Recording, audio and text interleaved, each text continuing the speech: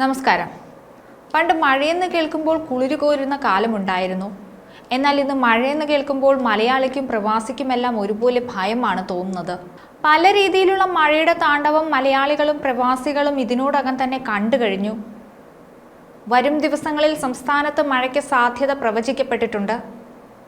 ഞായറാഴ്ച 2 ജില്ലകളിൽ ഒറ്റപ്പെട്ട സ്ഥലങ്ങളിൽ ശക്തമായ മഴയാണ് കാലാവസ്ഥാ വകുപ്പ് പ്രവചിച്ചിരിക്കുന്നത്. ജാഗ്രതയുടെ ഭാഗമായി തിരുവനന്തപുരം, കൊല്ലം ജില്ലകളിൽ കാലാവസ്ഥാ വകുപ്പ് യെല്ലോ അലർട്ട് പ്രഖ്യാപിച്ചിട്ടുണ്ട്. കരുതിയിരുന്നോളൂ, അടുത്ത ദിവസങ്ങളിൽ മഴയെത്തും. കോമറൻ മേഖലയ്ക്ക് മുകളിലാണ് ചക്രവാത ചുഴി സ്ഥിതി ചെയ്യുന്നത്. ഇതിന്റെ സ്വാധീന ഫലമായാണ് സംസ്ഥാനത്ത് മഴ ലഭിക്കുന്നത്.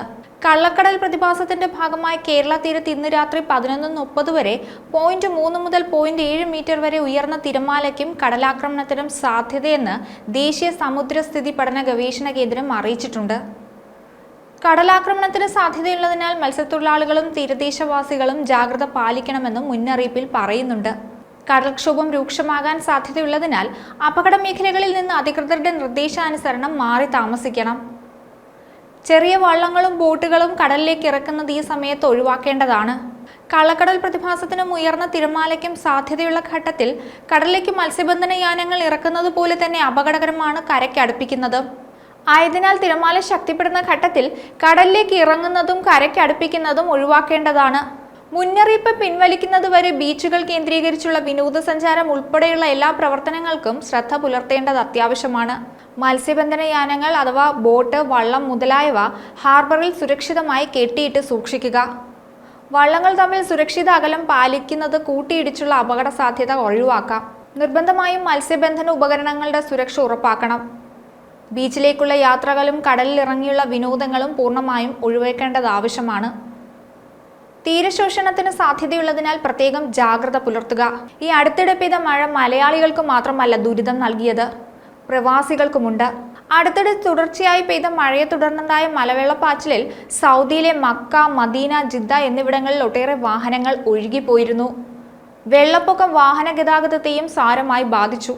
വിവിധ തീവ്രതയിലുള്ള മഴയാണ് സൗദിയിൽ പെയ്തത്. താഴ്വരകളിലും താഴ്ന്ന പ്രദേശങ്ങളിലും വ്യാപകമായി വെള്ളം കയറി.